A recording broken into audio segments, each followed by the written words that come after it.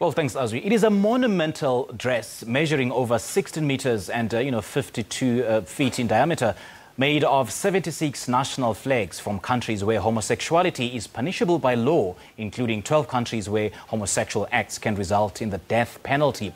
That's the Amsterdam Rainbow Dress, which is aimed at raising attention to the issue of illegal homosexuality. Now, this year, the dress has come to South Africa and was worn by trans activist, publicist, blogger and events manager Yaya Mavundla. Well, Mavundla joins me now to tell us more about the project, which will also include a discussion program on the LGBTI rights at the University of Pretoria. A very good morning to you, Yaya, and welcome. Good morning. How are you? Great. How are you? Good to have you on the show. First of all, give us a background of the Amsterdam dress. What is it about and what inspired it? So this dress actually speaks of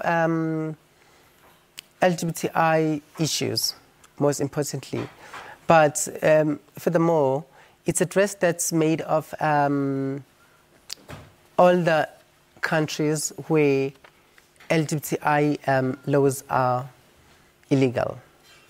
Okay. You can't marry, you can't be together as an LGBTI person.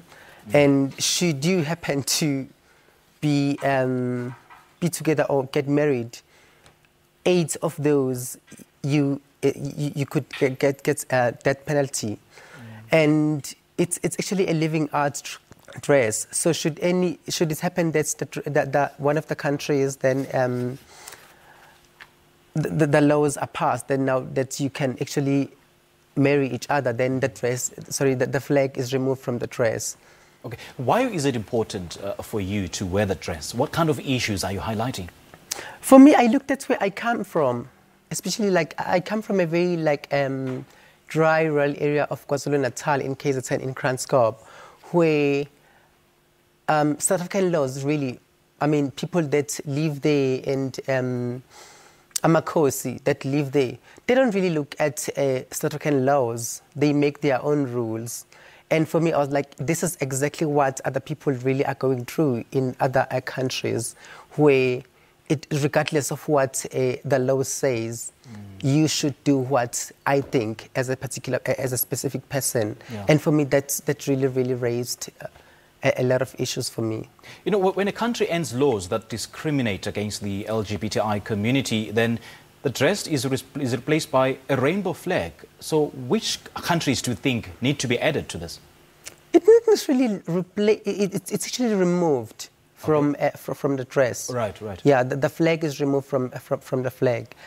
And listen, I have a lot of issues with what's happening in Zimbabwe, what's happening in Uganda, what's happening actually in South Africa. I look at transgender people and I'm thinking to myself, where do transgender people really work? You know, I'd love to deliver flowers to a trans person and say, oh my gosh, she works at government office. Here you are. Like, hello, thank you so much for doing this for us. What does then the government really do for us transgender people? I really, really, really feel as much as we are legalized as LGBT people to marry each other, but mine is our issues really taken serious. And for me, I think the rainbow dress should have a South African flag. And having spoken of discrimination, what do you think are some of the issues that still have a long way to go to address insofar as discriminating against the LGBTI community? And why do you think it's taken us so long to address those issues? For me specifically, I think it's the education. We need to go back to school. We need to go back to police stations, clinics. We need to go back to government spaces.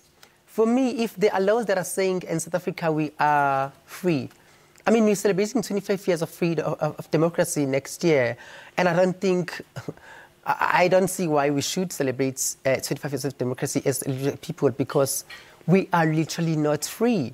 I tell you what, I don't know how many cases do I myself have that are not resolved in the government spaces, particularly in police stations. And for me, then, why am I celebrating 25 years of democracy? What is democracy? First, we need to go back there. I saw the government speaking of LGBT issues at the Global Festival. I'm thinking to myself, what is this? What is he talking about? Yeah. Because for me, I think it's a huge joke. It's a humiliation for me, because I'm thinking does he really know what are we going through? I'm thinking to myself, a person that is not even able to speak to them for themselves, that is out there, does not have access to anything that can help themselves. Yeah. What do they do when they go to these government spaces and they can't access assistance? Right. And what are some of the highlights that of being part of this project? And what kind of lessons have you learned? And what lessons do you think other people have learned from this project? I think most importantly, it's so saddening that I think people saw glamour, and for me, the dress is not about it's not glamour. Okay. There's nothing glamorous about the dress. I'm sorry, it might be tall and long and everything, but there's nothing glamorous. It's so much pain. Okay. That dress is pain. It speaks of pain. It speaks of what a person at home, what a family, what a parent at home need to really speak about to their parents. All right, Yaya, thank you so much for chatting to us this morning. We appreciate it. That was trans activist, publicist, blogger and events manager Yaya Mavundla speaking to us about the Amsterdam Rainbow Dress. The 16-meter dress is made up of all the national flags from countries where homosexuality is still illegal. This is Morning Live. It is 7:47. Let's take a short break. We'll be right back.